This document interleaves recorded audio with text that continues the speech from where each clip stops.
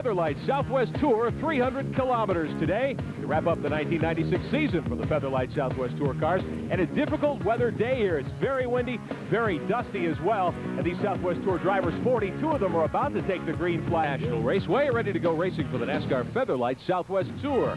Starting lineup today, 42 cars will take the green. Michael Alsop will have the pole. Alongside him, Gary Smith from Victoria, British Columbia, Canada. Second row today includes Mark Reed. Here before, they have a lot of notes, and I'm sure they have the cars pretty well set up here. Gary Smith from Victoria, British Columbia, the 79 car there on the outside of the front row. He was sent out as a rabbit a few moments ago to sort of check track conditions out.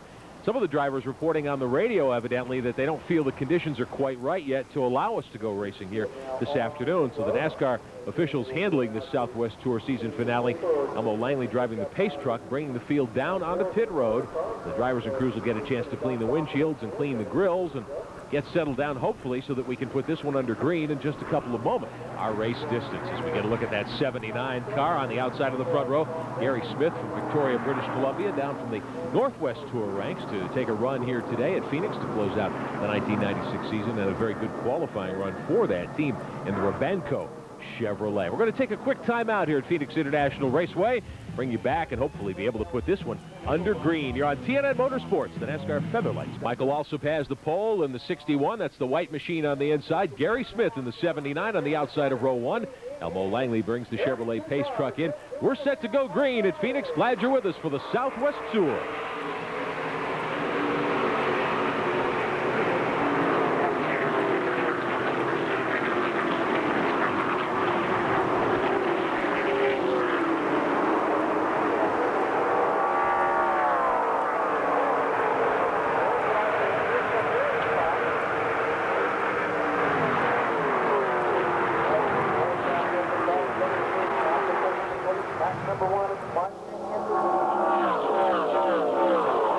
Michael Alsop will lead him down into turn 1 to complete the first lap. He's got Smith and Brian Germoni right behind him. It's been nice and smooth so far, buddy. Well, you can see Alsop right there coming out of turn 2 and down the back straightaways. There's a little dog leg there. You can see the 79 car trying to get up under him as they go down into turn 3. Smith makes a look down there, taking a shot at him, but can't quite do it. Now he'll drop low on the speedway, and Gary Smith in that 79 may have a chance as they come to the stripe on lap 2. And Mark Reed's making a real challenge going into turn 1. You see Alsop just kind of back out. It's too early in the race to take any chances on the outside because there's still a little dust out of the groove there. So Reed just takes the lead and he heads down the back straightaway. Gary Smith in the 79 car with a powerful move to get around Alsop there as they race into turn 3. We've got one car on pit road already. It's Phil Perry, teammate to Brian Germoni today in the 51. Your leader is Smith from National Raceway on TNN Motorsports. Leaders up in turn 1 and 2. The 79 car of Gary Smith continuing to show the way here. He is just lapping some of the back markers now. He's still got about a 9-10 car length lead over Michael Alsop. Gary Smith at this point, buddy, I would think is just going to be content to ride, not overextend the car very much. Well, right now, you can tell he's just getting around the racetrack perfect. He's running a very nice line around the racetrack. I don't think he's pushing the car as hard as it'll run, but you can see he's not washing way out wide. The car is not fishtailing in. It looks like it's really tracking well, and he's on his way right now.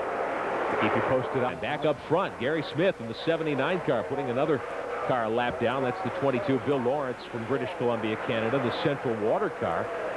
As Smith moves to the outside, laps by some slower traffic as well. Well, he's just having it his own way right now. Smith is just driving. When he goes in, he can hold the car right down on the yellow line. He can let it go up. But the car itself is really working well, and Smith is driving a perfect race so far. Very, very smooth. Came from the outside pole at the drop of the green. Got by Michael Alsop in the first lap, and he hasn't been. Phoenix International Raceway, the NASCAR Featherlight Southwest Tour, their season finale, 300 kilometers this afternoon at Phoenix International Raceway. Rick Benjamin, Buddy Baker, Glenn Jarrett, Randy Pemberton with you this afternoon on TNN Motorsports, and Gary Smith is wearing them out in the 79 automobile from Victoria, British Columbia, Canada. Started second here this afternoon. He has not been headed, but he's picked up some more junk on the front of that car, buddy. Rick, I tell you, if he's wearing him out, though, Alsop don't know it because he's about 10 car lengths behind him there. You can see how close the race is between first and second right now. I think leaders meantime, Gary Smith in the 79, Michael Alsop in the 61. Glenn Jarrett standing by with Gary Smith's crew chief. What does he think so far, Glenn? Well, Rick, right now he's standing above us up on the war wagon, and it's no wonder that Gary Smith is having the success he's having here today. This is only his third time at Phoenix yet. He's clearly the best in the field right now, but his crew chief, the young man you're looking at, is Kelly Tanner. Now, that may not mean much to a lot of folks, but you Northwest Tour fans know that Kelly Tanner is the 1996 NASCAR Northwest Tour champion. He is serving as crew chief here today. Kelly has a racing product business. That's what he does. He definitely is doing good for his business today because he's got Gary Smith running out front here today. That's a pretty good guy to have as the crew chief at Tour. Eddie Pemberton today, watching Gary Smith lead this NASCAR Featherlight Southwest Tour show today at Phoenix. Season finale for these cars, 300 kilometers today, and the Canadian in the 79 has opened back up a 1.1 second lead, so he's really started to stretch it out. Michael also closed up in lap traffic, but now Smith has stretched it out. A little contact here a moment ago as Smith came up on a lap car. Getting into Danny Crafton's automobile there, he was able to get by Crafton right after that incident, so Smith continuing to run nice. On fuel, and probably a lot of times they'll change 2 rear tires instead of going just to the right side. If they're sliding around a lot, they want to get a lot of traction on the rear. With the tire rule, they do a lot of strange things when they come in.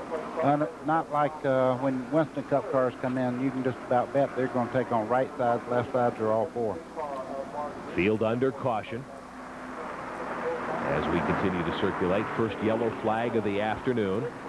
Michael Alsop in the 61, who ran second for so long, had made a pit stop earlier, so that's dropped him out of the lead group for the time being. Here comes Gary Smith. He'll lead the charge down onto pit road, and we'll see what kind of adjustments these teams make.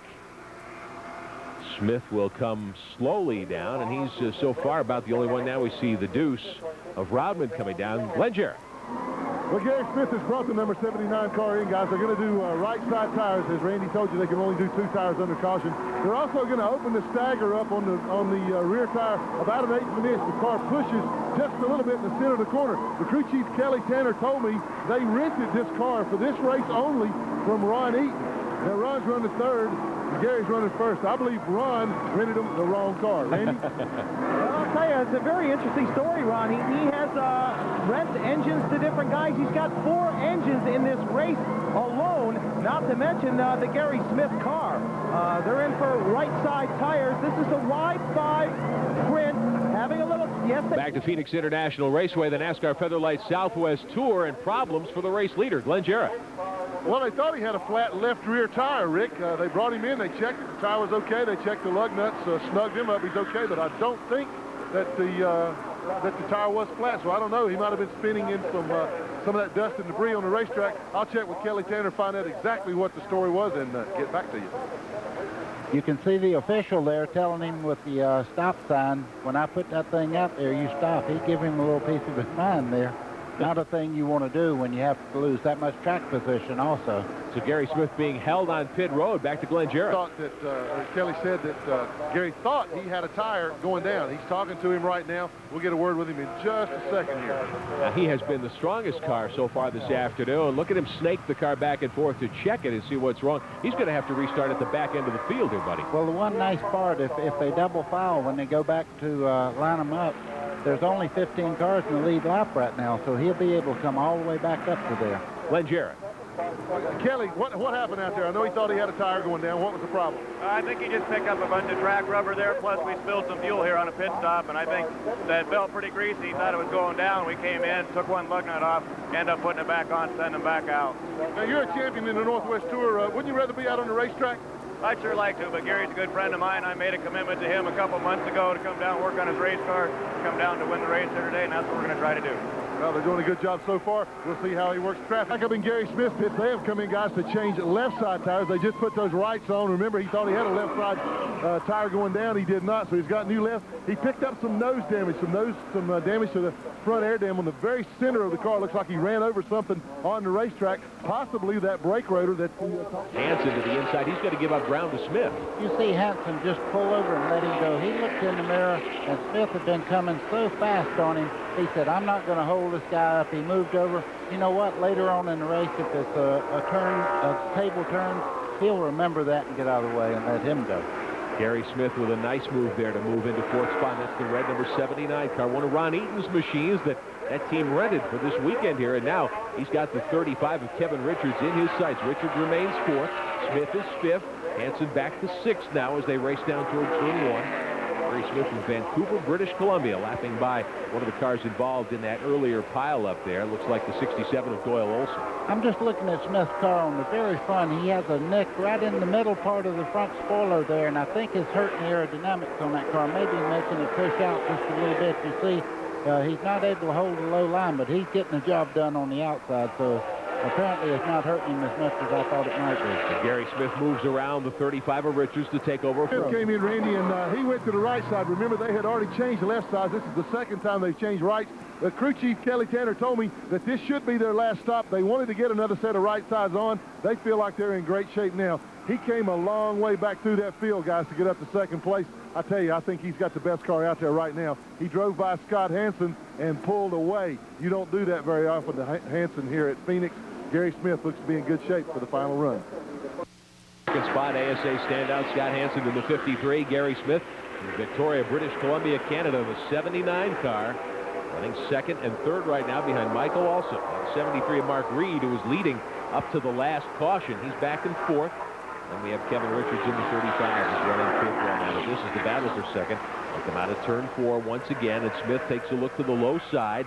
Won't have enough to get by him this time either. Hansen able to hang on to second spot. Well, you can see that. Meantime, Gary Smith on the outside going around Scott Hansen up in turn three. So Smith moves by and takes over second spot now. He's got a long way to go to get up to Michael Alsop, but he is back in second. This, meantime, is the battle for second. Gary Smith in the 79 has opened up a good bit of racetrack now on Scott Hansen. And Derek Cope takes a look from down on pit road. He's taking a look from Gary Smith's pit and lending a little moral support. Driver who ran in the Pacific Northwest in the early stages of his career. Well, I tell you, he better help him in a hurry because Gary Smith right now is about 4.5 seconds back of Alsop. And right now with the advantage of having McCowan out front, he can actually draft down the straightaway on the McCowan car. So right now, he better close him down if he plans to be in this thing at the end. Closing up on 50 miles to go as we watch the second place machine, the 79 of Gary Smith. It's been out of pit road, Glenn Jarrett. Well, I just asked Kelly Tanner, Rick, if there was a problem on the car, whether he was just saving it to the end. He gave me that sly little grin that only crew chiefs own, only they possess, and said, we're just cooling it to the end. So he's saving what he's got. Also running his car pretty doggone hard right now to not have anybody pressuring him, so he may not have anything left at the end. Let's go to Randy. Yeah, we were running real good, but the thing is we had a flat tire in the rear end leak. We got it fixed and got back up front, and then something broke in the motor. What about the 79 car? I believe you rented the wrong one.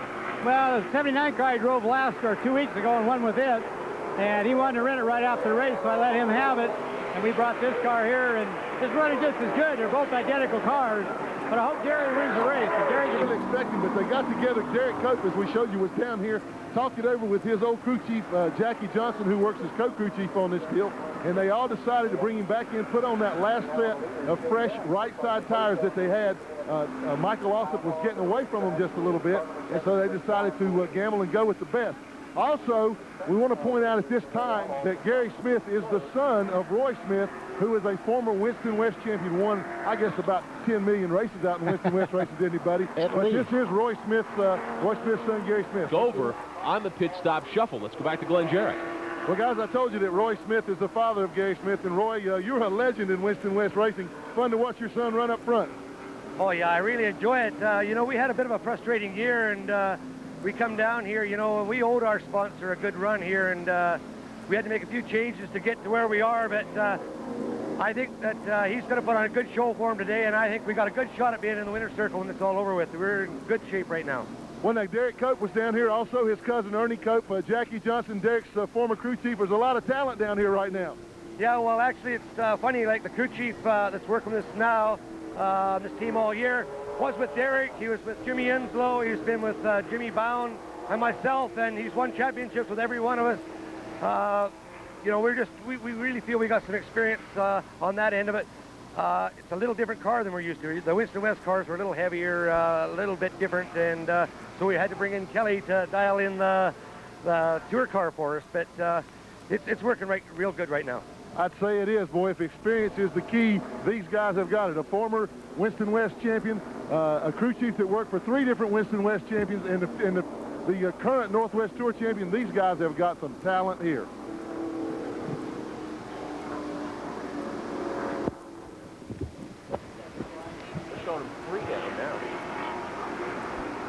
Stretch leaders behind Scott Hansen down into turn 3.